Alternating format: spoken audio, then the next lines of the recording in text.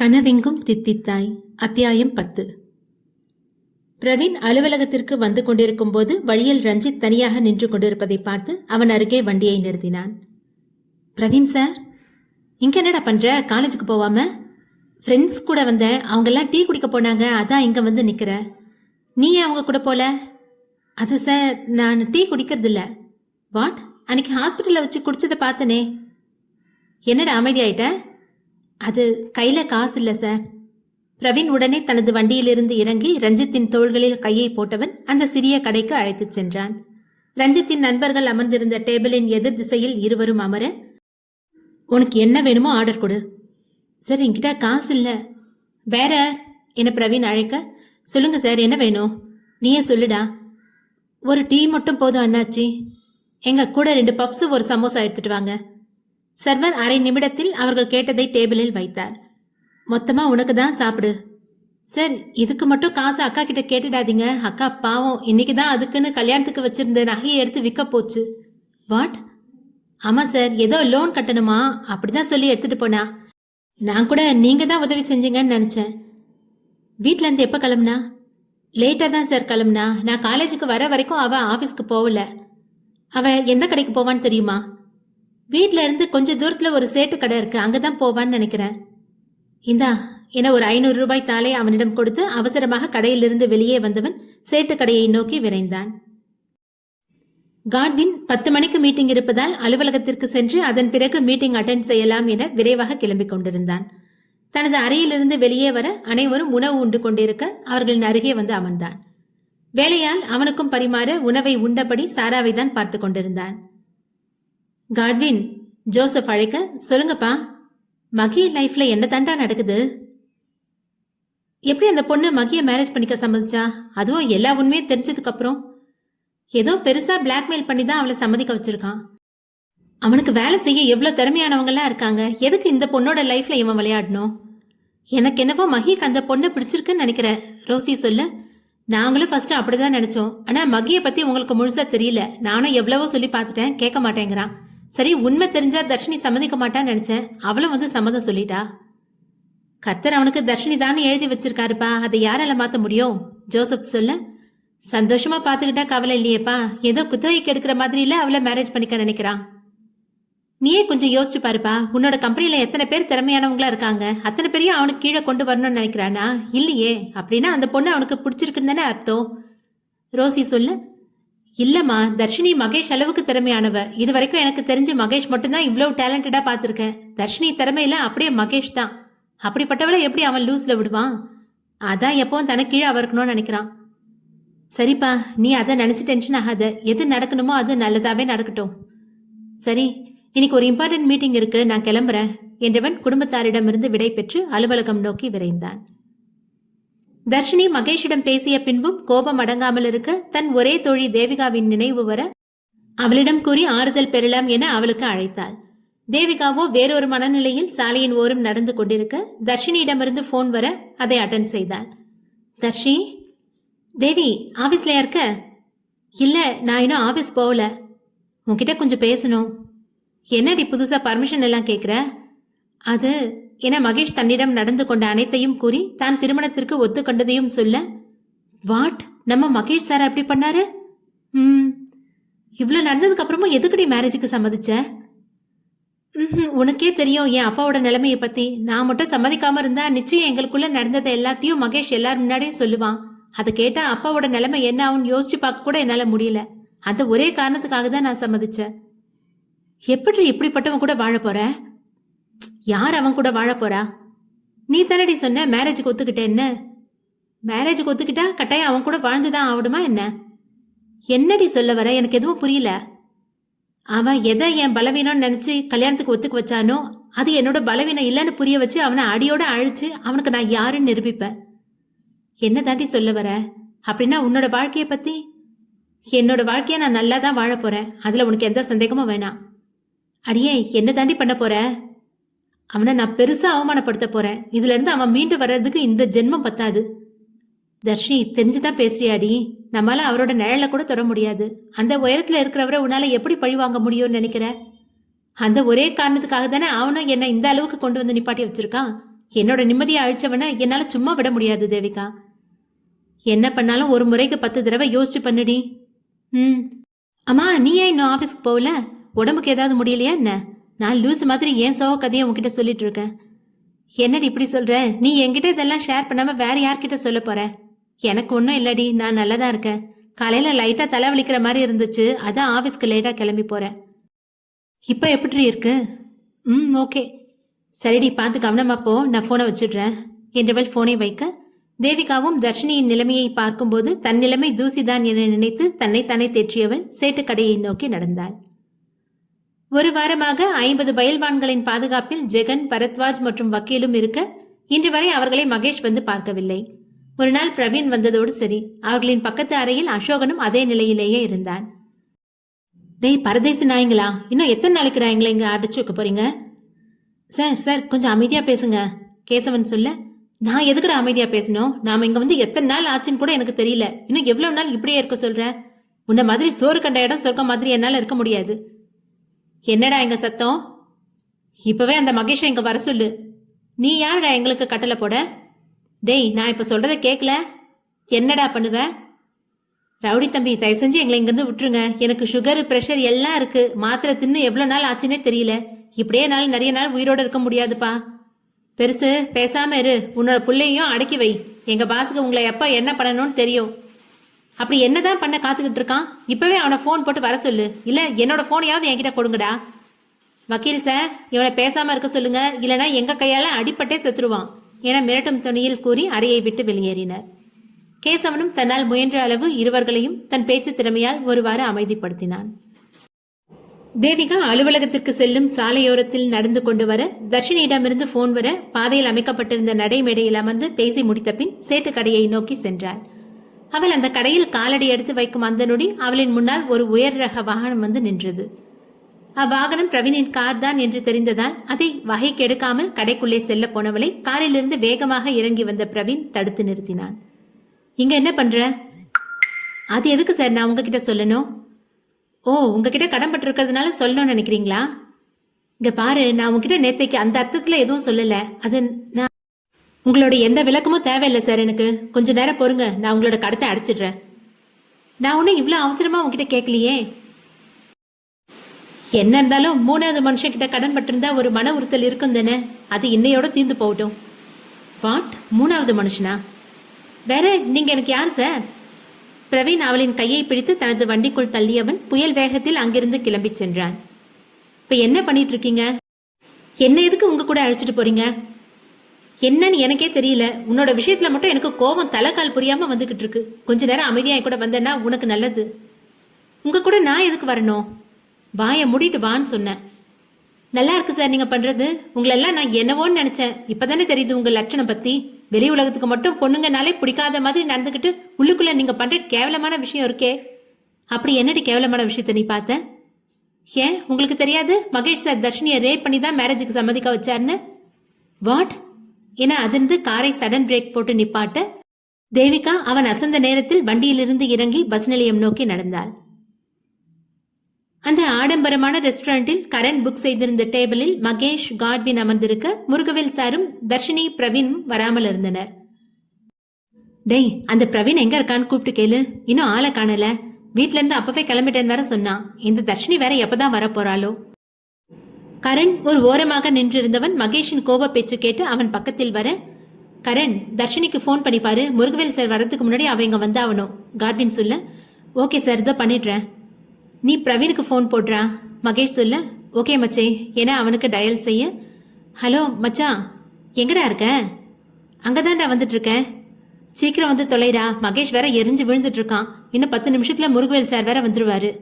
அதுக்குள்ள வந்துருவேன் மச்சே என்றவன் போனை வைக்க, என்னடா சொல்றான்? 5 நிமிஷத்துல வந்துருவேன்னு சொல்றான். கரண், தர்ஷினி மேடம் 2 மினிட்ஸ்ல வந்துருவாங்க சார். ஆள் ஆளுக்கு சொன்னது போல் நால்வரும் குழுமி இருக்க, பிரவீனும் தர்ஷினியும் மகேஷின் முகத்தை கூட பார்க்கவில்லை. காட்வின் அவர்களை கவனித்துக் கொண்டிருக்க, பிரவீன் ஏன் இப்படி இருக்கிறான் என்றுதான் அவனுக்கு புரியவில்லை. ஆனால் மகேஷின் பார்வையோ தர்ஷினியை மட்டுமே ஆராய்ச்சி பார்வை பார்த்தபடி இருந்தது. சொன்னது போல சரியாக 10 மணிக்கு முருகவேல் சார் அங்கு வர, அவர் கேட்ட அத்தனை கேள்விகளுக்கும் 4 பேரும் அசராமல் பதில் கொடுத்தனர். அவர்களின் சாமர்த்தியத்தில் அசந்துதான் போனார் முருகவேல். வேற உங்களுக்கு ஏதாவது சேஞ்ச் பண்ணணுமா சார்? மகேஷ் கேட்க, எதுவும் தேவையில்லை மிஸ்டர் மகேஷ். நீங்க எக்ஸ்பிளைன் பண்ணதே எனக்கு நிறைவா இருக்கு. சார், எனக்கு ஒரு ஐடியா தோணுது. உங்களுக்கு ஓகேனா எக்ஸிக்யூட் பண்ணலாம். தர்ஷினி சொல்ல, என்ன சொல்லுமா? தர்ஷினி தனது ஐடியாவை சொல்ல முருகவேல் மட்டுமல்லாது மகேஷுக்கும் ஆச்சரியமாக இருந்தது. இவளுக்கு இவ்வளவு திறமையா என்று. Wow, fantastic idea. என்ன மிஸ்டர் மகேஷ், இதையும் சேர்த்துக்கலாம்ல? முருகவேல் கேட்க, ஆட் பண்ணிக்கலாம் சார். பட் 6 மாசத்துல கண்டிப்பா முடிக்க முடியாது. கொஞ்ச நாள் அதிகமா தேவைப்படும். இட்ஸ் ஓகே மிஸ்டர் மகேஷ், உங்களுக்கு எவ்வளவு நாள் தேவைப்படுமோ எடுத்துக்கோங்க. ஆனா என்னோட ப்ராஜெக்ட் பர்ஃபெக்டா முடியணும். அப்போ ஓகே சார். இந்த பொண்ணு ரொம்ப டேலண்டடா இருக்கா. அதுதான் சார் அவளோட பிரச்சனையே. பிரவீன் சொல்ல, வாட்? Nothing sir. மகேஷ் மறைமுகமாக பிரவீனை முறைக்க, அவனோ மகேஷின் முகத்தை கூட பார்க்கவில்லை. உனக்கு நல்ல ஃபியூச்சர் இருக்குமா, ஆல் தி பெஸ்ட். முருகவேல் வாழ்த்த, தேங்க்யூ சார். இட்ஸ் ஓகேம்மா, இனி கொஞ்ச நேரம் அஃபிஷியலா பேசுறதை விட்டுட்டு நார்மலா பேசலாம். காட்வின், உனக்கு மேரேஜ்னு கேள்விப்பட்டேன். ஆமா சார், இன்னும் 3 வாரம் இருக்கு. அப்பா அம்மாவோட வந்து உங்களை முறையா இன்வைட் பண்றேன் சார். ஏற்கனவே உன்னோட மாமனார் என்ன இன்வைட் பண்ணிட்டாருப்பா. போன வாரம் தான் சாலமனை ஒரு மீட்டிங்ல பார்த்தேன். அப்பவே வர சொல்லி கார்டும் கையிலேயே கொடுத்து அனுப்பிட்டான். அப்புறம் வேற என்ன விசேஷம்? சார், இன்னும் 2 வாரத்துல எனக்கு மேரேஜ். மகேஷ் சொல்ல, அப்படியா? Congratulations mister Mahesh. Thank you sir. பொண்ணோட ஃபேமிலி என்ன பிசினஸ் பண்றாங்க? அவங்க எந்த பிசினஸும் பண்ணல. வாட் அப்படின்னா? தர்ஷினியை தான் மேரேஜ் பண்ணிக்க போறேன்.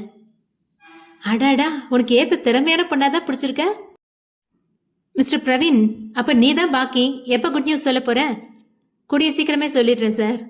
இப்படியே சில நிமிட பேச்சுவார்த்தைக்கு பின் அனைவரும் கலைந்து போக பிரவீன் மட்டும் அப்படியே உட்கார்ந்திருந்தான். மகேஷ் யாரையும் எப்போதும் கவனிக்கும் நிலைமை இல்லாததால் அதை எடுத்து அலுவலகம் நோக்கி சென்று விட்டான்.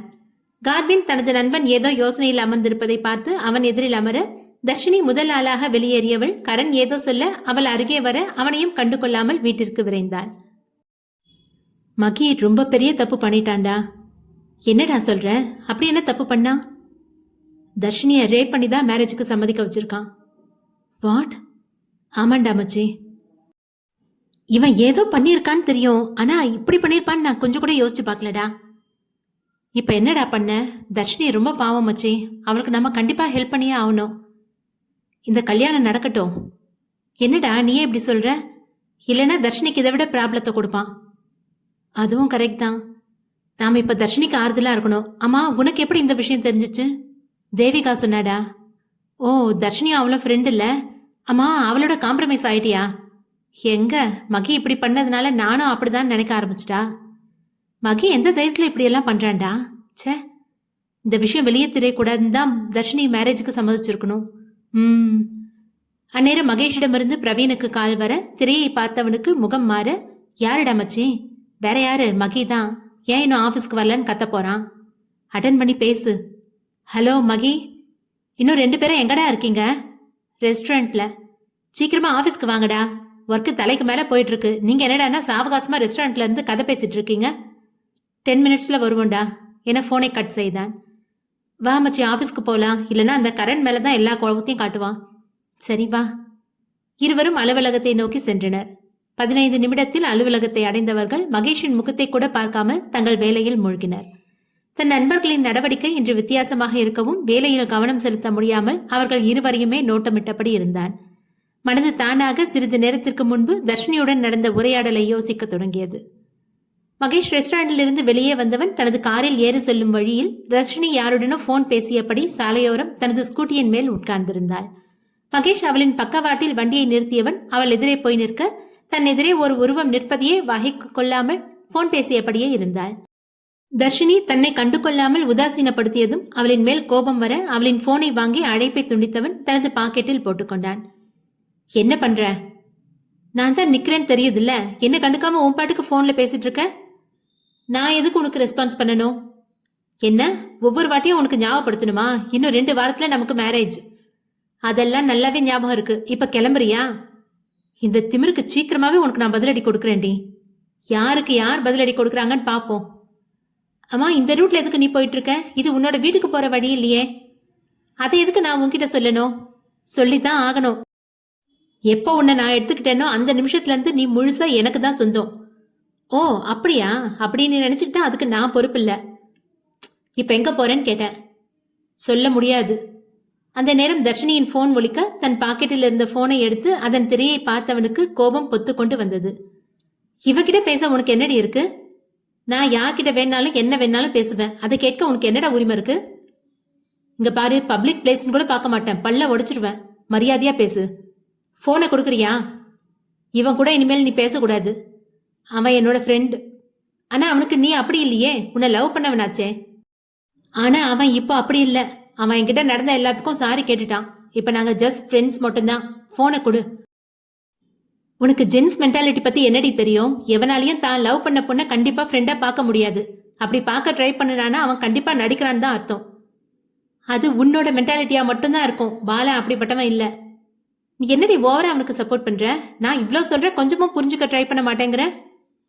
உன்கிட்ட பேசிட்டு டைம் வேஸ்ட் பண்ண எனக்கு நேரம் இல்ல. அந்த போனை நீயே வச்சுக்கோ என்றவள் தனது ஸ்கூட்டியை ஆன் செய்ய, உன்னோட போன் எனக்கு எதுக்குடி? இந்தா நீயே வச்சுக்கோ. ஆனா உன்னை நான் 24 மணி நேரமும் கண்காணிச்சுட்டே தான் இருப்பேன் என்றவன் அவளிடம் போனை நீட்ட அதை வாங்கி தன் பையில் போட்டு வீட்டை நோக்கி விரைந்தாள் தர்ஷினி.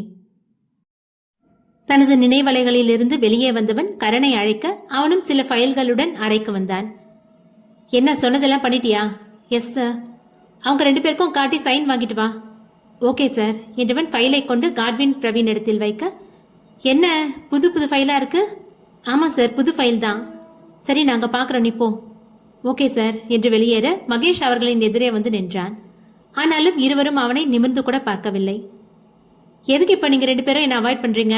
உங்ககிட்ட தான் கேட்குறேன், பதில் சொல்லுங்க. நாங்கள் எங்கள் வேலையை தானே செய்ய வந்தோம். எங்கள் வேலையை பார்த்துக்கிட்டு நாங்கள் பாட்டுக்கு போயிடுவோம். இதில் நீங்கள் கேட்குற கொஷினுக்கெல்லாம் எங்களால் ஆன்சர் பண்ண முடியாது. வாட்?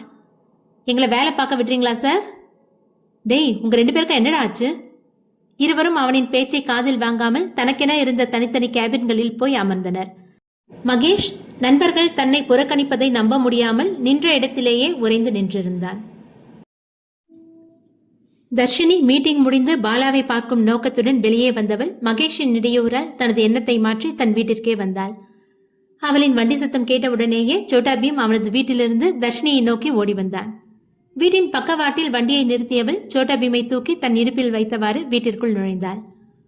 வாமா, எனக்கு மீட்டிங் எல்லாம் நல்லபடியா முடிஞ்சுதா? ஆ. தர்ஷினி, நம்ம விளையாடலாமா? விளையாடலாம். எதுக்கு நீ இப்படி முகவாட்டமா இருக்க? என்கிட்ட ஏதாவது மறைக்கிறியாடி? அன்னலட்சுமி கேட்க, இல்லைம்மா, கொஞ்சம் தலைவலியா இருக்கு. இப்போ என்ன உனக்கு அடிக்கடி தலைவலியா வந்துட்டு இருக்கு? நம்ம வேணா ஹாஸ்பிட்டல் போய் பார்ப்போமா? இல்லைம்மா, இது ஒர்க் டென்ஷனால வந்தது தான். ஒரு ப்ராஜெக்ட் முடிச்சு கொடுக்கணும். அது முடிஞ்சிடுச்சுன்னா இனி அந்த ஆஃபீஸ்க்கு போக தேவையில்லை. என்னடி இப்படி சொல்ற? நான் எதுவும் தப்பா சொல்லலையே. தப்பா சொல்லலை தான். நீயும் ஆஃபீஸ்க்கு போனா அந்த தம்பி கொஞ்சம் உதவியா இருக்கும்ல. அதுக்கு தான் ஏகப்பட்ட பேரை வேலைக்கு வச்சிருக்கானே. என்னடி மாப்பிள்ளைய மரியாதை இல்லாம பேசுற? ஏதோ தெரியாம பேசிட்டேன், இனி அப்படி பேச மாட்டேன் என்றவள் மேலும் பேச்சை வளர்க்க விரும்பாமல் சோட்டா பீமுடன் தனது அறைக்கு வந்தாள். தர்ஷி, உனக்கு என்ன ஆச்சு? ஒன்றும் இல்லடா செல்லம். அப்ப ஏன் டல்லா இருக்க? நீயும் அம்மாவை மாதிரி ஆரம்பிக்காதுடா. இப்ப சொல்ல போறியா இல்லையா? இப்போ வெளியே போயிட்டு வந்தேன்ல, அதான் உனக்கு அப்படி தெரியுது. நீ மகிமாமாவை மேரேஜ் பண்ணிக்க போறியா? ஆமா. அப்போ நீ இங்கேருந்து போயிடுவியா? அப்பா அப்படித்தானே சொன்னாரு. இந்தா தலைவலின்னு சொன்னல, இந்த காஃபியை குடி. அன்னலட்சுமி வர தர்ஷினி மறுக்காமல் வாங்கி பருகினாள். ஓகே, இப்போ நம்ம விளையாடலாமா? ஓகே ஓகே என்றான் உற்சாகமாக. இருவரும் வீட்டின் வெளியே வந்து விளையாட ஆரம்பித்தனர். அலுவலக பணி முடிந்து பணியாளர்கள் அனைவரும் வெளியேற தேவிகா கார் பார்க்கிங் அருகே நின்றிருந்தாள். மகேஷை தவிர்த்து கார்வின் பிரவீன் இருவரும் வெளியேற, அங்க பாரு, அந்த பொண்ணு உங்ககிட்ட பேசதான் நின்றுட்டு இருக்கான்னு நினைக்கிறேன். பேச இல்ல, திட்டுறதுக்கா இருக்கும். ஏதோ ஒன்று, நீ பேசிட்டு வா, நான் கிளம்புறேன். ஓகேடா. பிரவீன் ஒருவித தயக்கத்துடனே தேவிகாவின் முன் போய் நிற்க, தேங்க்யூ சார். எதுக்கு தேங்க்யூ சொல்ற? எல்லாத்துக்கும் தான் என்றவள் தன் பையில் இருந்த நகையை அவன் கையில் திணிக்க, என்னது இது? கோல்டு தான் சார். இதை எதுக்கு என்கிட்ட கொடுக்குற? உங்க பணத்துக்கு இதை ஈடா வச்சுக்கோங்க.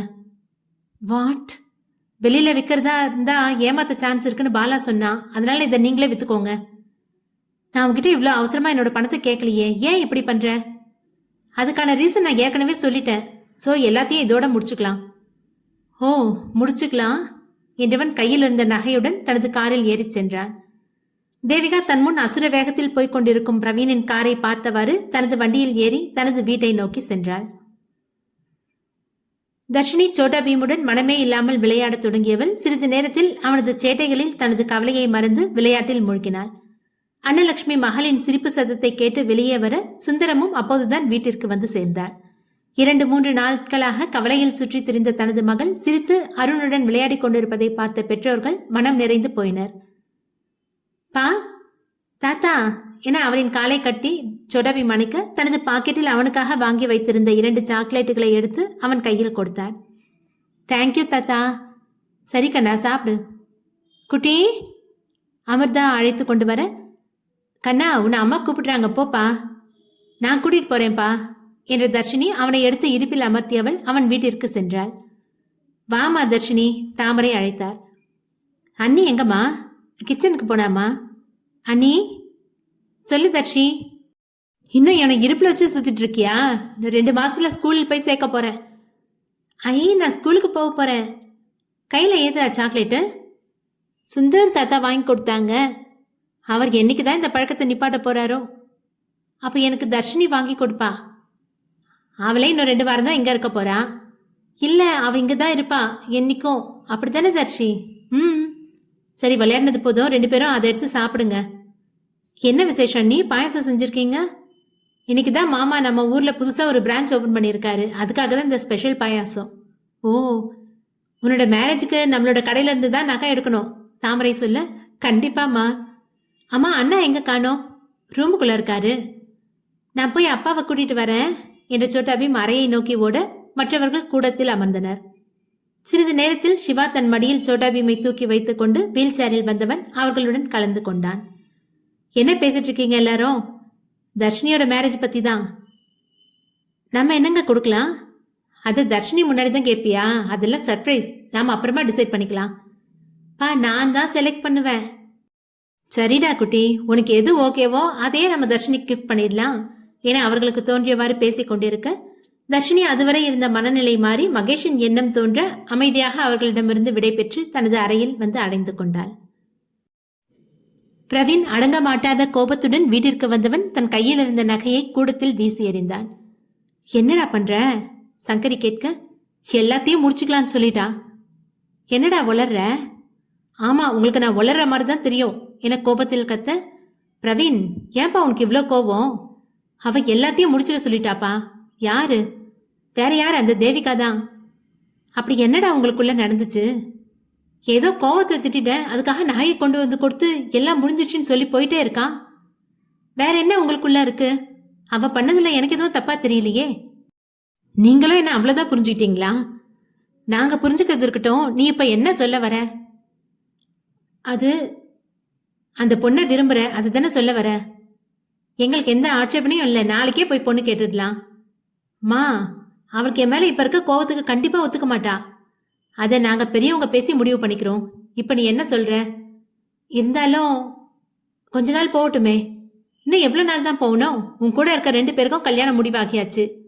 எங்களுக்கு உன்னை கல்யாண கோலத்தில் பார்க்கணுன்னு ஆசை இருக்காதா? அதுக்காக இப்போவே போய் பொண்ணு கேட்டால் ஏதோ வீம்புக்கு பண்ணுறேன்னு நினச்சிப்பா. அதை நீயே பேசி அவளை சமாதானப்படுத்திக்கோ. நாளைக்கு நாம அங்கே போகிறோம். நீங்கள் என்ன சொல்கிறீங்க? அது பிரவீன் சொல்கிறது கொஞ்சம் யோசிக்க வேண்டிய விஷயமா தான் இருக்குது.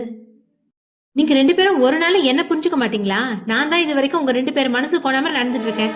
இந்த ஒரு விஷயத்துலையாவது நான் சொல்கிறத கேட்கலாம்ல? மா, அதான் கல்யாணத்துக்கு ஒத்துக்கிட்டேனே, அப்புறம் என்ன? கொஞ்ச நாள் போகட்டும் தானே சொல்கிறேன். என்னோட மனநிலையே உங்களால் புரிஞ்சுக்க முடியாது, போங்க. சரி, புரியுது, நீ உன்னோட பையனை கல்யாண கோலத்தில் பார்க்க அவ்வளோ ஆசைப்படுறேன்னு எனக்கு தெரியுது. ஆனால் நீயும் ஒரு விஷயத்த புரிஞ்சுக்கணும். இது வரைக்கும் இப்படியே தானே இருந்த, இனியும் இப்படியே இருந்துக்கிறேன். நீங்கள் எப்போ என்ன சொல்கிறீங்களோ அதுபடியே நான் கேட்டுக்கிறேன். என்ன சோகமாக கூற? ஓ சரி, நடக்கிறது என்னவோ நடக்கட்டும். நாளைக்கு நம்ம தேவிகா வீட்டுக்கு போய் பொண்ணு கேட்கலாம். நிஜமா தான் சொல்றியாடா? அந்த பொண்ணு கோவமா இருக்குன்னு சொன்னியேடா. அவளை நான் பார்த்துக்கிறேன். அப்போ அடுத்த முகூர்த்தத்திலே கல்யாணத்தை வச்சுக்கலாமா? சங்கரி கேட்க, ஃபஸ்ட்டு போய் பேசுவோம், அப்புறமா நாள் குடிக்கிறத பற்றி யோசிக்கலாம். சரிப்பா, நான் போய் தூங்குறேன். நீங்களும் லேட் பண்ணாமல் தூங்குங்க. சாப்பிடாம போகிறேன், வா சாப்பாடு எடுத்து வைக்கிறேன். பிரவீனும் தாய் தந்தையருடன் சாப்பிட்டு படுக்கையில் சரிந்தான். அவன் எண்ணம் முழுவதும் தேவிகாவை எப்படி சமாதானப்படுத்துவது என்றே சிந்தித்துக் கொண்டிருந்தது. மகேஷ் தனது அலுவலகத்தில் தனியாளாக இருந்து தனது பணியை செய்து கொண்டிருந்தான். இந்நாள் வரை அவனுக்கு இந்த நிலைமை வந்ததில்லை. பிரவீன், காட்வின் இருவரும் எவ்வளவு நேரம் ஆனாலும் அவனுடனே இருந்து சேர்ந்தே வீட்டிற்கு செல்வர். இன்று இவ்வளவு பெரிய அலுவலகத்தில் தான் மட்டுமே பணிபுரிந்து கொண்டிருப்பதை நினைத்தவன் வேலையில் கவனம் செல்லாமல் தனது நண்பர்களின் மாற்றம் எதனால் என்று சிந்திக்க தொடங்கினான். இப்படியே யோசித்துக் கொண்டிருந்தால் பைத்தியம்தான் பிடிக்கும் என்று உணர்ந்தவன் காட்வினுக்கு அழைக்க கால் கட்டாகும் நேரம் அட்டன் செய்தான். ஹலோ, சொல்லு. ஒரு நிமிஷம் இருடா, பிரவீனை கனெக்ட் பண்றேன் என்றவன் பிரவீனையும் கான்ஃபரன்ஸ் காலில் இணைக்க, எதுக்கு இந்நேரத்துக்கு கால் பண்ணிருக்க, அதுவும் கான்ஃபரன்ஸ் கால்? எதுக்குடா என்ன தனியா விட்டுட்டு போனீங்க? இருவரும் அமைதியாக இருக்க, ஏண்டா பதில் சொல்லாம இருக்கீங்க? நீ பண்ணது கரெக்டாடா? அப்படி நான் என்னடா பண்ண? நீ தர்ஷினியை எப்படி மேரேஜுக்கு சம்மதிக்க வச்சேன்னு எங்களுக்கு தெரிஞ்சு போச்சு. நான் அது பண்ணணும்னு நினைச்சு பண்ணலடா, என்னோட கோபத்தை தூண்டுற மாதிரி தர்ஷினி பேசிட்டே இருந்தா, அதான் கோவத்துல அப்படி பண்ணிட்ட. என்ன கோவம் இருந்தாலும் பண்ற விஷயமாடா அது? நீ தர்ஷினிகிட்ட மன்னிப்பு கேட்கணும். அவ மனசார ஒத்துக்கிட்டு இந்த மேரேஜ் பண்ணிக்கணும். சரி, நான் அவகிட்ட பேசி பாக்குறேன். நீங்க என்ன அவாய்ட் பண்ணாம இருப்பீங்களா? இப்பதாண்டா எனக்கு சிவாவோட நிலைமை புரியுது. நாம அவனை ரொம்ப கஷ்டப்படுத்திட்டோம். சத்தியமாடா, நீங்க கூடவே இருக்கும்போது எனக்கு உங்களோட அருமை புரியல. இந்த ஒரு நாள் நீங்க என்ன அவாய்ட் பண்ணது எனக்கு எவ்வளவு வலிக்குது தெரியுமா? அப்போ சிவாக்கு எப்படி இருந்திருக்கும்? சாரிடா மச்சி, இனி உன்னை எந்த நிலைமையிலும் தனியா விட மாட்டோம். உனக்கு நாங்க பேசி புரிய வச்சிருக்கணும். பேசாம வந்தது தப்புதான். என்னைய மன்னிச்சிடுறா. நீ தர்ஷினிக்கு பண்ண விஷயத்தை தான் என்னால ஜீர்ணிக்க முடியல. தர்ஷினி பாவம் மச்சி. உன்னோட தப்பா புரிஞ்சுக்கிட்டு நீ அவகிட்ட மன்னிப்பு கேட்டுட்டேன்னா அவ உன்னை மன்னிக்க 80% சான்ஸ் இருக்கு. சரிடா, உங்களுக்காக நான் கண்டிப்பா அவகிட்ட சாரி கேட்கிறேன். இப்போ ஓகேவா? மச்சி, எனக்கு ஒரு ஐடியா தோணுது. என்ன? நம்ம 3 பேரோட மேரேஜும் ஒரே மேடையில வச்சா என்ன? வாவ், ஐடியா நல்லதா இருக்கு. ஆனா உனக்கான பொண்ணு இன்னும் 3 வாரத்துல எங்க இருந்து தேடி பிடிப்ப? 3 வாரம் இல்லடா, 2 வாரம். என்னோட மேரேஜுக்கு இன்னும் 3 வாரம் இருக்குடா. எனக்கு இன்னும் 2 வாரம் தான்டா இருக்கு. அதை வேணா நம்ம மாத்தி வச்சுக்கலாம். என்னோடது மாத்த சான்ஸே இல்லை மச்சி. மேரேஜ் கார்டு எல்லாம் கொடுத்தாச்சு. சரி, அப்போ அன்னைக்கே வச்சுக்கலாம். நானும் அஃபிஷியலா அனௌன்ஸ் பண்ணிடுறேன். அப்போ 3 கல்யாணம் இல்லை மச்சி, தங்கச்சியோட கல்யாணமும் சேர்த்து 4 கல்யாணம். Double okay. டேய், கடைசி வரைக்கும் என்னோட ஆள் யாருன்னு கேட்க மாட்டீங்களாடா? அட, அதான் வந்துட்டேனே. சொல்லுடா மச்சி, யாரு பொண்ணு? போங்கடா, நான் நாளைக்கு தான் சொல்லுவேன் என்றவன் போனை கட் செய்ய, என்ன மச்சி அவன் போயிட்டான்? எனக்கு என்னவோ நாளைக்கு தான் அந்த பொண்ணு காலில் விழுந்து சம்மதிக்க வைப்பான்னு நினைக்கிறேன். இருக்கும். சரிடா மச்சி, நீ நிறைய நேரம் ஆஃபீஸில் இருக்காத, வீட்டுக்கு போ, நான் ஃபோனை வச்சிடுறேன் என்றவன் ஃபோனை வைக்க மகேஷுக்கு அப்போதுதான் மனது லேசானது போல் இருந்தது. தனக்கிருந்த பணிகள் அனைத்தையும் ஒதுக்கி வைத்தவன் வீட்டை நோக்கி பயணமானான். தர்ஷினி வழக்கம் போல் காலையில் எழுந்தவள் அலுவலக வேலையை கவனிக்க ஆரம்பித்தாள். தன் மகள் இன்னும் அறையை விட்டு வெளியே வராததால் அன்னலட்சுமி அவளின் அறை கதவை தட்ட தனது மடியில் இருந்த லேப்டாப்பை கட்டிலில் வைத்தவள் எழுந்து வந்து கதவை திறந்தாள். என்னடி பண்ற? இன்னும் வெளியவே வரல? ஆஃபீஸ் ஒர்க் பார்த்துட்டு இருந்தேன். அதுக்காக ஒரு காஃபி கூட குடிக்க வேண்டாம்னா இருக்கு. வா, வந்து காஃபி குடிச்சிட்டு வேலையை பாரு. சரிம்மா, நீ போ, நான் வரேன். அம்மா, சோடா பீமின வரல? ஆமா, அவன் இந்நேரத்துக்கு இங்க வந்திருக்கணுமே. என்ன யோசனையாக நிற்க, அத்தை அத்தை என அழைத்தவாறு வீட்டிற்குள் வந்தாள் அமிர்தா. தர்ஷினியும் அன்னலட்சுமியும் அவளின் சத்தத்தை கேட்டு கூடத்திற்கு வர, என்ன நீ இன்னும் சோடா பீமா இன்னைக்கு இந்த பக்கம் காணோம்? பிள்ளை காய்ச்சலா இருக்கு தர்ஷி. என்ன காய்ச்சலா? ஹாஸ்பிட்டல் கூட்டிட்டு போனீங்களா? இல்ல அத்தை, வீட்டில தான் இருக்கான். என்ன நீ சொல்றீங்க? ஏன் இன்னும் அவனை ஹாஸ்பிட்டலுக்கு கூட்டிட்டு போகல? யாருக்கு என்ன பிரச்சனை என கேட்டவாறே சுந்தரம் தன் அறையிலிருந்து வெளியே வர, ஆமா, நான் உங்களை தேடிதான் வந்தேன். என்னம்மா? குட்டிக்கு உடம்பு முடியல, அவனை ஹாஸ்பிட்டல் கூட்டிட்டு போயிட்டு வருவீங்களா? மூவரும் அவளை புரியாமல் பார்க்க, அது மாமா காலையிலேயே ஷாப்புக்கு போயிட்டாரு. அத்தைக்கும் உடம்பு முடியல. என்னையும் அங்கேயும் இங்கேயும் அலையக்கூடாதுன்னு சொல்லிட்டாங்க. அவரோட நிலைமை பத்தி உங்களுக்கே தெரியும். தர்ஷினி சிவாவின் வீட்டை நோக்கி ஓட சோட்டா பீம் சிவாவின் அரவணைப்பில் உறங்கிக் கொண்டிருந்தான். என்னம்மா நீ வந்திருக்க? அப்பாவை காணோம். அவரும் வேலைக்கு போயிட்டாரா? இங்க தாங்க சோட்டா பீம என்றவள் அவனை கையில் வாங்க அவனின் உடல் தீயாக கொதித்தது. இப்பதாமா பார்த்தோம், ஏதோ புள்ள உறக்க கழகத்துல கிடக்குறான்னு நினைச்சேன். என்ன நான் இவ்வளோ கவனக்குறைவா இருக்கீங்க? சோட்டா பீம் எந்திரிடா என அவன் கன்னத்தில் தட்ட எந்த பிரதிபலிப்புமின்றி அமைதியாக உறங்கிக் கொண்டிருந்தான் சோட்டா பீம். தர்ஷி, எனக்கு பயமா இருக்குமா? பிள்ளைக்கு எதுவும் ஆயிடாதில்ல? கண்ணாவை எங்க கூட, நான் ஹாஸ்பிட்டல் கூட்டிட்டு போறேன் என சுந்தரம் குழந்தையை கையில் வாங்கியவர் உடனே வீட்டை விட்டு வெளியேற, அப்பா நில்லுங்க, நானும் வரேன் என்றவள் அவர் பின்னே சென்றாள். நான் அவருக்கு ஃபோன் பண்றேன் தாமரை சொல்ல, வேண்டாம்மா, அப்பாக்கு தலைக்கு மேல வேலை இருக்கு. 2 நாள் தானே ஆச்சு புது பிரான்ச் ஓபன் பண்ணி. அவரை தொந்தரவு பண்ண வேணாம். சுந்தரம் அப்பா பாத்துக்குவாரு. என்னங்க, மாமா கிட்ட சொல்லலைன்னா அவர் கோச்சுக்க போறாரு. நான் மகிக்கு கால் பண்ணி இங்க வர சொல்றேன். அவன் நம்மள ஹாஸ்பிட்டலுக்கு அழைச்சிட்டு போவான். இருங்கம்மா, நான் கால் பண்றேன். எனக்கும் என் சிங்கக்குட்டியை பார்க்காம ஒரு நிமிஷம் கூட இருக்க முடியல என்றவன் மகேஷுக்கு அழைக்க, ஹலோ சிவா.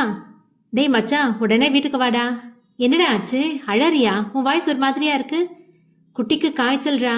சுந்தரம் அப்ப ஹாஸ்பிட்டலுக்கு கூட்டிட்டு போயிருக்காரு. நீ வந்து எங்களை அழைச்சிட்டு போடா ப்ளீஸ். உடனே வரேன் என்றவன் போனை கட் செய்து உடனே வீட்டை விட்டு வெளியேறினான். பிரவீன் தனது அறையிலிருந்து தயாராகி வெளியில் வர, கூடத்தில் சங்கரி பட்டு புடவையில் அதற்கேற்ற நகைகளுடன் தன்னை அலங்கரித்துக் கொண்டு அமர்ந்திருந்தார். என்னம்மா, இன்னைக்கு வெள்ளிக்கிழமையா என்ன? இல்லையே. அப்புறம் எதுக்கு கோயில் கும்பாபிஷேகத்துக்கு போற மாதிரி ரெடியா இருக்கீங்க? டேய், நேற்று சொன்னதெல்லாம் மறந்து போயிடுச்சா? நேத்து என்ன சொன்ன? அடக்கடவுளே, அந்த தேவிகா பொண்ணு வீட்டுக்கு போலான்னு சொன்னியா இல்லையா? சொன்னேன். அதுக்காக இப்படியே அலங்காரம் பண்ணிட்டு உட்காந்துருப்பீங்க?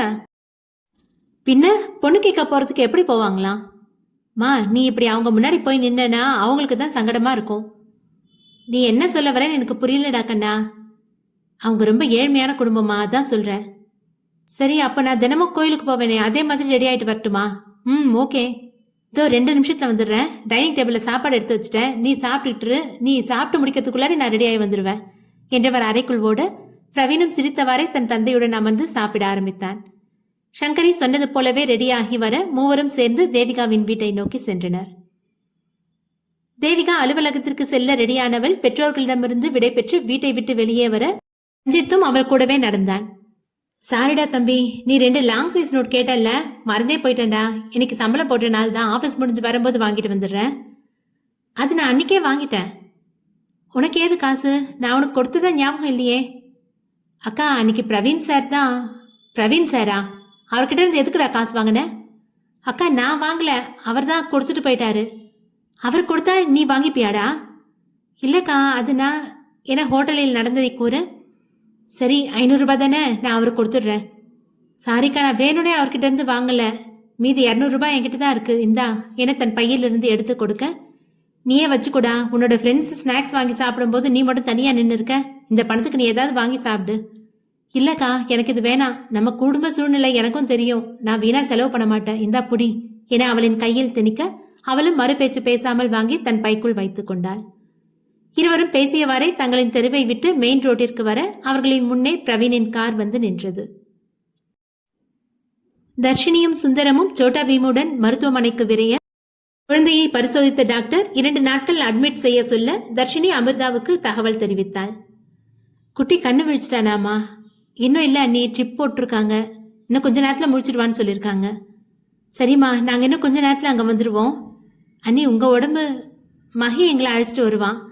சரி அண்ணி, அப்போ நான் வச்சுட்றேன் என ஃபோனை கட் செய்தவள் சோட்டா பீமின் பக்கத்திலேயே அமர்ந்திருந்தாள். தர்ஷி என்ன சொன்னா?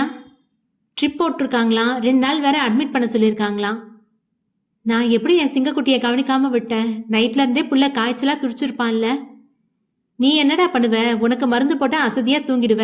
அதான் குட்டிக்கு காய்ச்சல் வந்தது உனக்கு தெரியல. என்ன இருந்தாலும் நான் இவ்வளோ அசால்ட்டாக இருந்துடக்கூடாதுமா என வருந்த அவனின் வீட்டின் முன் மகேஷின் கார் வந்து நின்றது. மகி வந்துட்டான். எந்த ஹாஸ்பிட்டல்டா? இங்கே பக்கத்தில் இருக்க ஹாஸ்பிட்டல் தான் மகி. ஓகே, வண்டியில் ஏறுங்க என்றவன் சிவாவை தூக்கி முன் சீட்டில் அமர வைக்க, அந்த வீல் சேரையும் எடுத்துட்டு வாடா. மகேஷ் அதையும் எடுத்து டிக்கியில் போட்டு வண்டியை ஹாஸ்பிட்டல் நோக்கி செலுத்தினான். அமிர்தாவும் தாமரையும் வந்தவுடனேயே சோட்டா பீமின் அறையை நோக்கி விரைய மகேஷ் சிவாவை வீல் சேரில் வைத்து தள்ளி கொண்டு வந்தான். தர்ஷி என அழைத்தவாறே வந்தவள் சோட்டா பீமை தூக்கி தன் மடியில் வைத்து கொண்டாள். அண்ணி, இப்போ அவனுக்கு ஒன்றும் இல்லை, நல்லா இருக்கான். டாக்டர் இன்ஜெக்ஷன் போட்டிருக்காரு. காய்ச்சல் இன்னும் கொஞ்ச நேரத்தில் குறைஞ்சிரும். குட்டி குட்டி சிவா அழைக்க, அண்ணா மா என சோட்டா பீம் அழ ஆரம்பிக்க, ஒன்றும் இல்லடா தங்க, உனக்கு பாரு, நான் உன் பக்கத்து தான் உட்காந்துட்டு இருக்கேன் என மகனை ஆறுதல் படுத்த, அம்மா குட்டியை எங்க கொடு. என்னங்க, ட்ரிப்பு போட்டிருக்கு. மகி, என்னை கட்டில தூக்கி இருத்துடா. இந்த கட்டில் ரொம்ப ஹைட்டா இருக்கு, என்னால தனியா இருற வரேன் என்றவன் அவனை தூக்கி கட்டிலில் அமர வைக்க, சிவா தனது சிங்கக்குட்டியை தன் மடியில் தாங்கினான். நான் எதுக்கும் உன் அப்பா கிட்ட சொல்லிடுறேன். டாக்டர் அட்மிட்னு வேற சொல்லியிருக்காரு. இன்னும் நாம மறைச்சா ரொம்ப கோவப்பட போறாரு. சொல்லிருங்க அத்தை. தாமரை வரதனுக்கு ஃபோன் பண்ணி விஷயத்தை சொல்ல அவரும் அறக்க பறக்க அரை மணி நேரத்தில் ஹாஸ்பிட்டல் வந்தடைந்தார். அனைவரும் சோட்டா பீமை பார்த்தவாறே ஒவ்வொரு மூலையில் அமர்ந்திருக்க, சுந்தரம்பா, என்னப்பா உங்களுக்கு வேலைக்கு போகலன்னா கஷ்டம், நீங்க கிளம்புறீங்களா? இல்லப்பா, கண்ணாவை இந்த நிலைமையில விட்டுட்டு எப்படி? நாங்க இருக்கோம்ல, நான் பாத்துக்கிறோம்.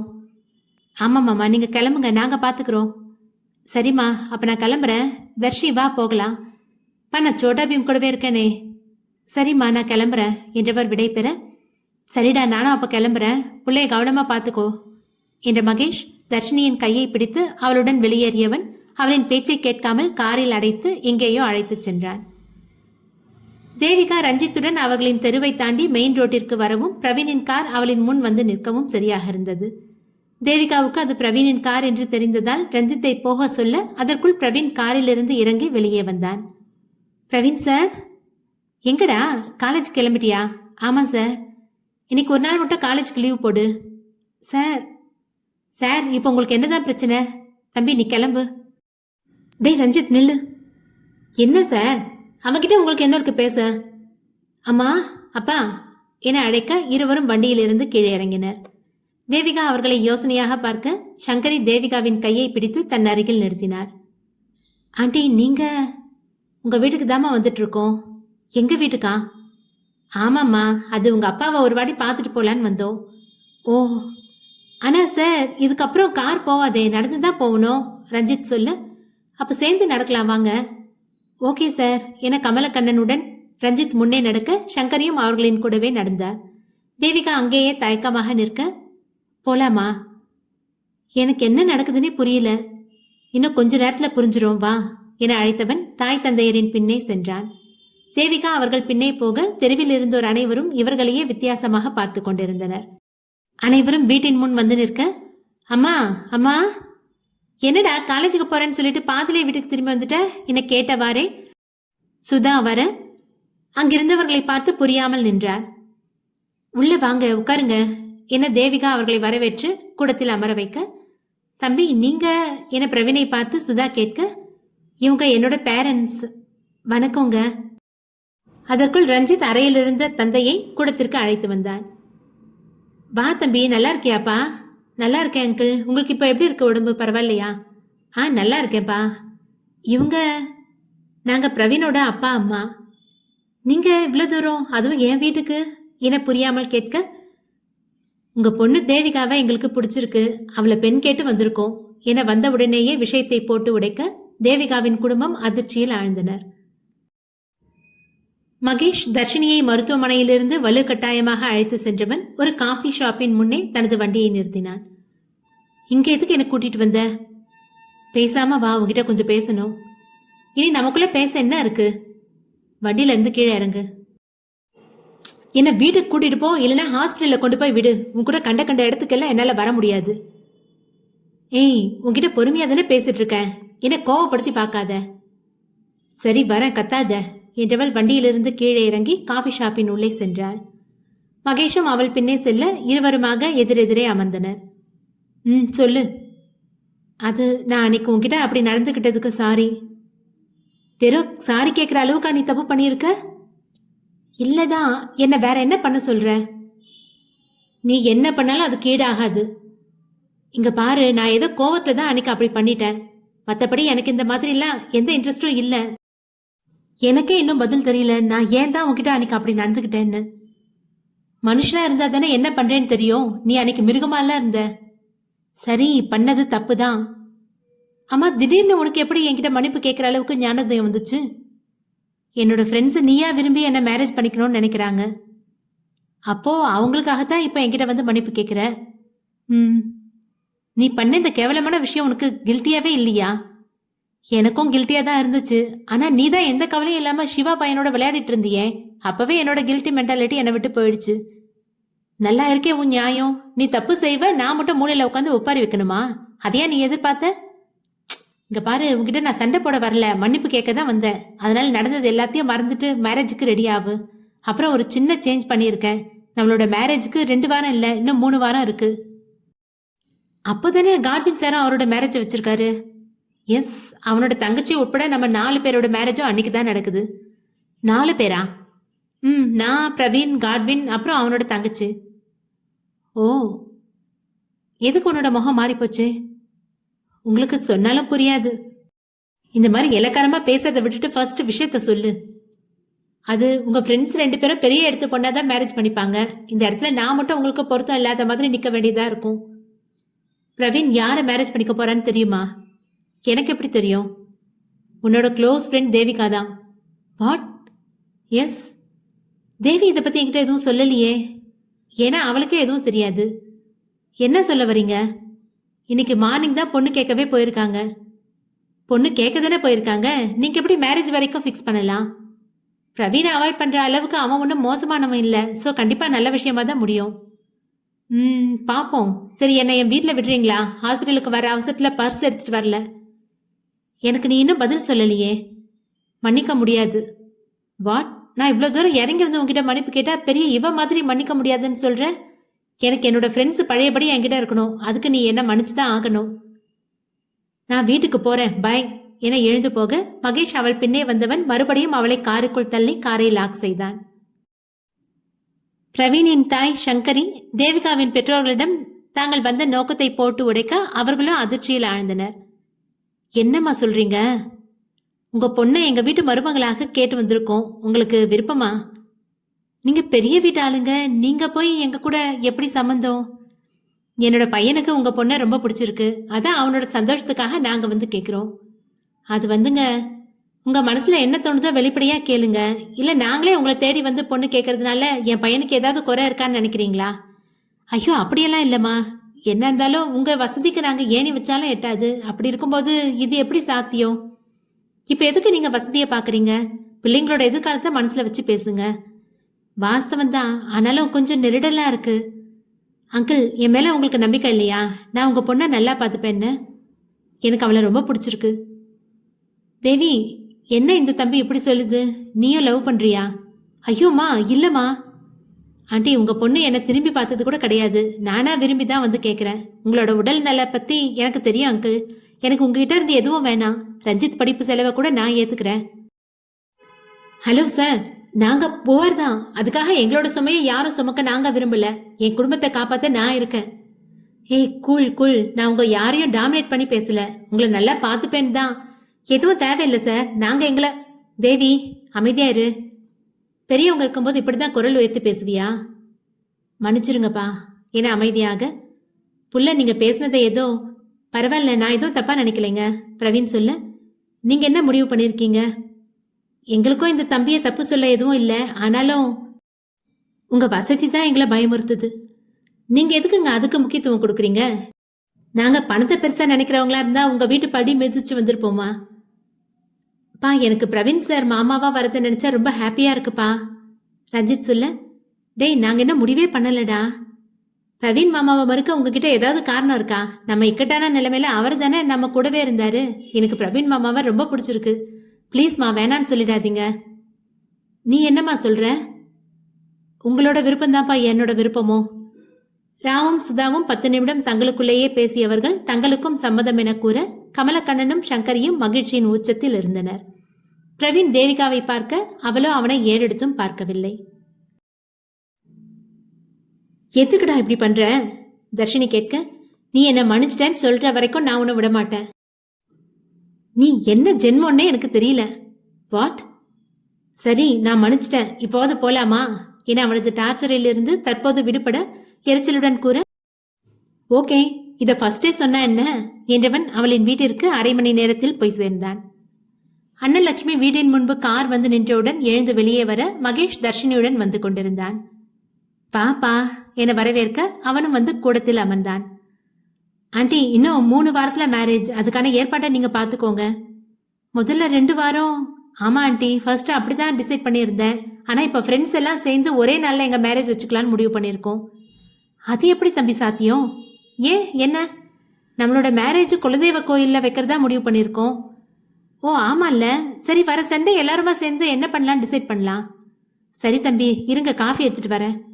இல்ல ஆண்டி, வேணாம், இப்பதான் குடிச்சிட்டு வரோம். அப்ப நான் கிளம்புறேன் என்றவன் இருக்கையிலிருந்து எழ தாயும் மகளும் அவனை வழி அனுப்பி வைத்தனர். இப்ப கண்ணாக்கு எப்படிமா இருக்கு? கண்ணு விழிச்சிட்டாமா?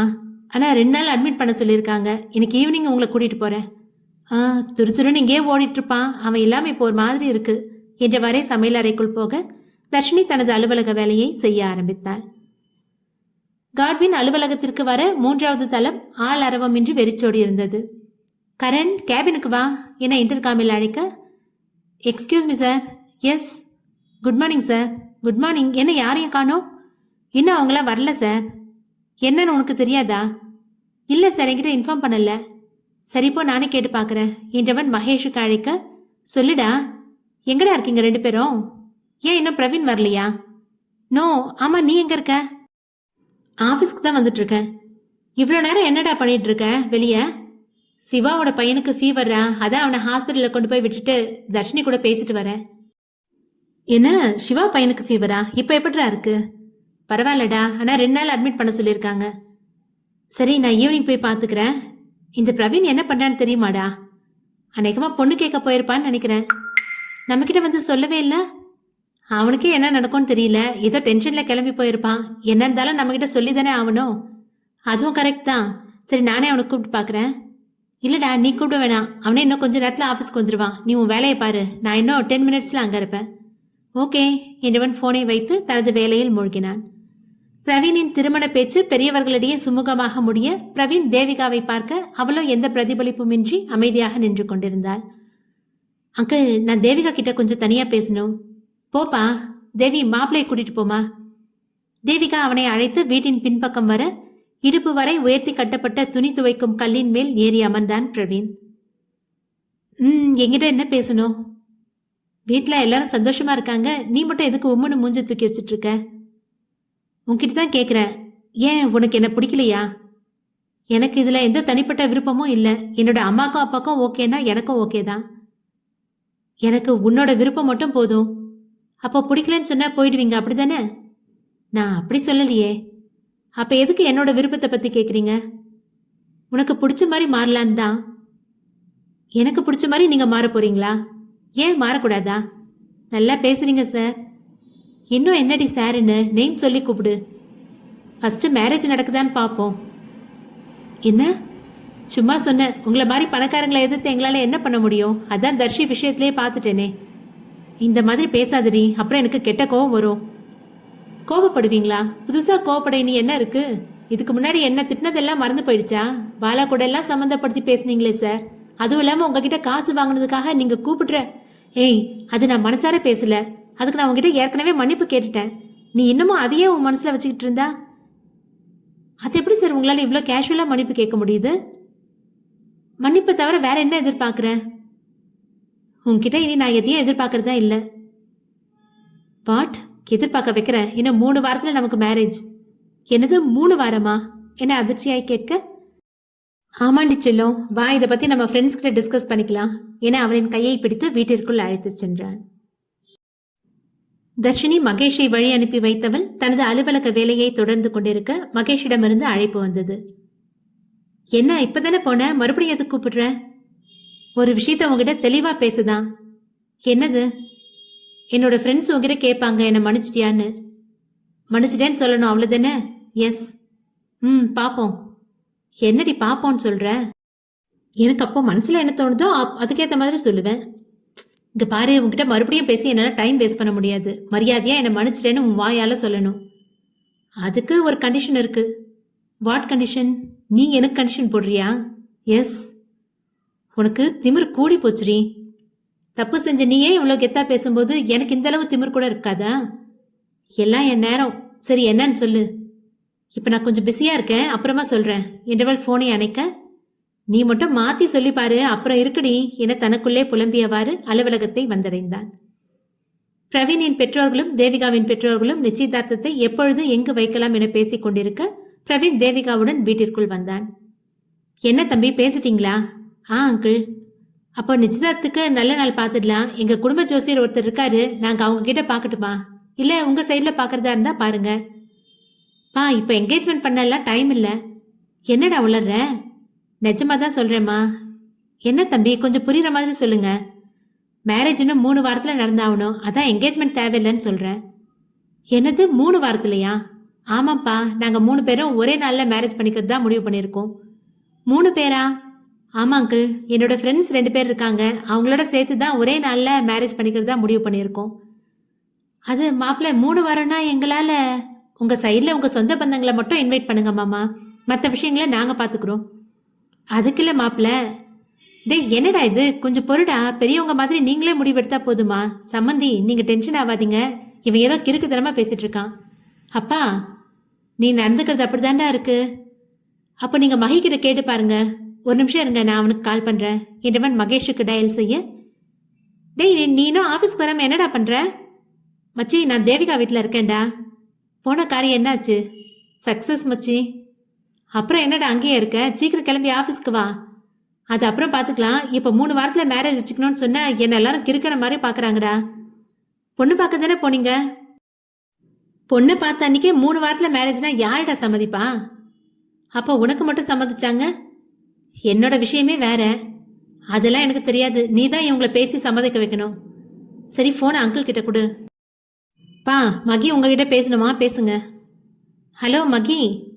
அங்கிள் எப்படி இருக்கீங்க? நான் நல்லா இருக்கேன்ப்பா. அம்மா, பிரவீன் என்ன உளறிட்டு இருக்கான்? அவன் சொன்னது உண்மைதான் அங்கிள். என்னப்பா நீயும் புரியாம பேசுற? இது சாதாரண விஷயம் இல்ல. சொந்த பந்தங்கள்லாம் கூடி நடத்துற கல்யாணம். முடிவு ஈஸியா எடுத்துடலாம், ஆனா முடிக்கிறதுல தான் கஷ்டமே இருக்கு. புரியுது அங்கிள். நீங்க உங்க சம்மந்தியை கூட்டிட்டு சண்டே நம்ம ரெஸ்டாரண்ட்டுக்கு வந்துருங்க. அங்க வச்சு பேசி நாம ஒரு முடிவு எடுத்துக்கலாம். சரிப்பா என்றவர் போனை பிரவீனிடம் கொடுக்க, அந்த தம்பி என்ன சொல்றாங்க சம்மந்தி? வர ஞாயிற்றுக்கிழமை எல்லாருமா சந்திச்சு ஒரு முடிவு எடுக்கலாம்னு சொல்லியிருக்கான். அது சம்மந்தி, நீங்க எங்க சூழ்நிலையை பத்தியும் கொஞ்சம் யோசிக்கணும். பார்த்துக்கலாம் சம்மந்தி. அப்புறம் உங்க ஃபோன் நம்பரை கொடுக்குறீங்களா? அம்மா தேவி குடுமா. தேவிகா ஃபோன் நம்பரை கொடுக்க கமலக்கண்ணன் தன் மொபைலில் ராமின் எண்ணை பதித்து கொண்டார். அப்போ நான் ஃபோன்லேயே உங்களுக்கு கூப்பிட்டு சொல்கிறேன். சரிங்க, அப்போ நாங்கள் கிளம்புறோம். சரி சம்மந்தி, பார்த்து போயிட்டு வாங்க. பிரவீன் குடும்பம் அவர்களிடமிருந்து விடைபெற பிரவீன் அலுவலகத்தை நோக்கி சென்றான். கமலக்கண்ணனும் சங்கரியும் வீட்டை நோக்கி சென்றனர். பிரவீன் அலுவலகத்தை வந்தடைந்த நேரம் மகேஷும் காட்வினும் தங்கள் வேலைகளில் மூழ்கியிருந்தனர். மச்சான்ஸ் என அழைத்தவரே வர, என்னடா எங்ககிட்ட ஒரு வார்த்தை கூட சொல்லாம பொண்ணு பார்க்குற வரைக்கும் போயிட்ட? எனக்கே அவ சம்மதிப்பாளா இல்லையான்னு தெரியாம பதறிட்டு இருந்தேன்டா. அப்புறம் எப்படி சம்மதிச்சா?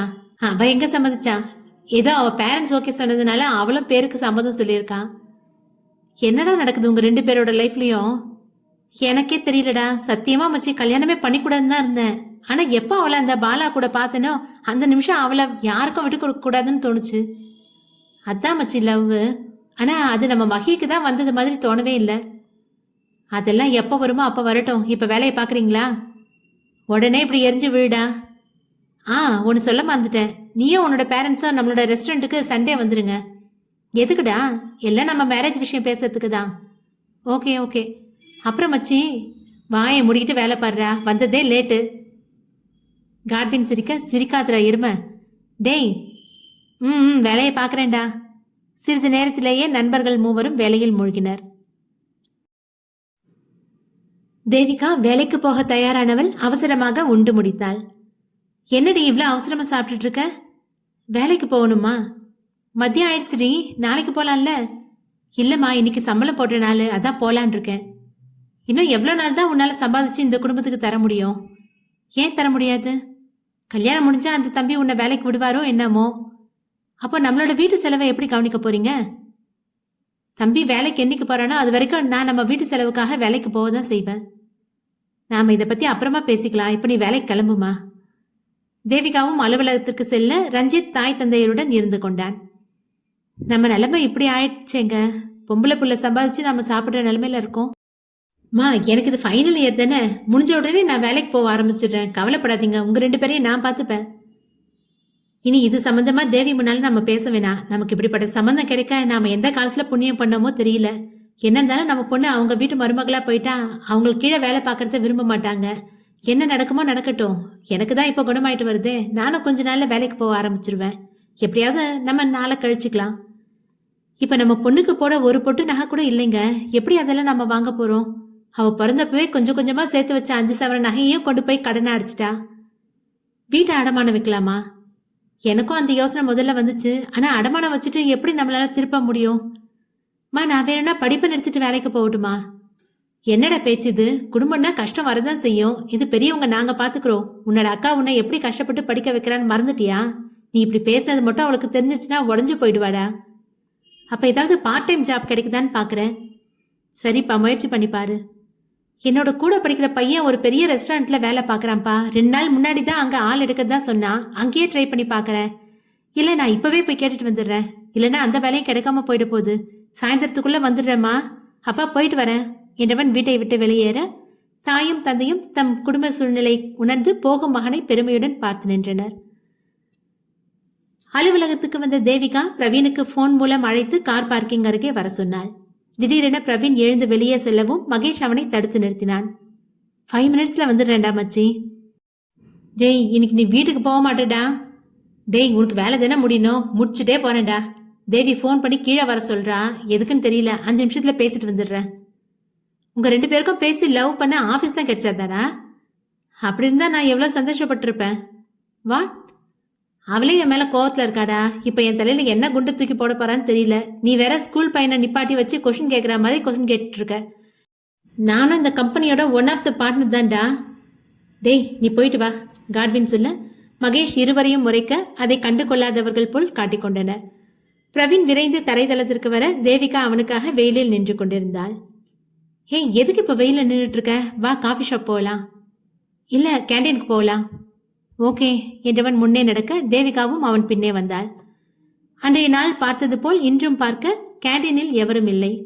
இடைவேளை தவிர மற்ற நேரங்களில் கேண்டீனுக்கு வர அலுவலக ஊழியர்களுக்கு அனுமதி இல்லை. அதனால் இருவரும் மற்றவர்களின் உறுத்தல் பார்வை படாததால் கொஞ்சம் ஆசுவாசமாக அமர்ந்தனர். சொல்லு. அது எங்க குடும்ப சூழ்நிலை உங்களுக்கே தெரியும். ஆமா, அதுக்கு இப்ப என்ன?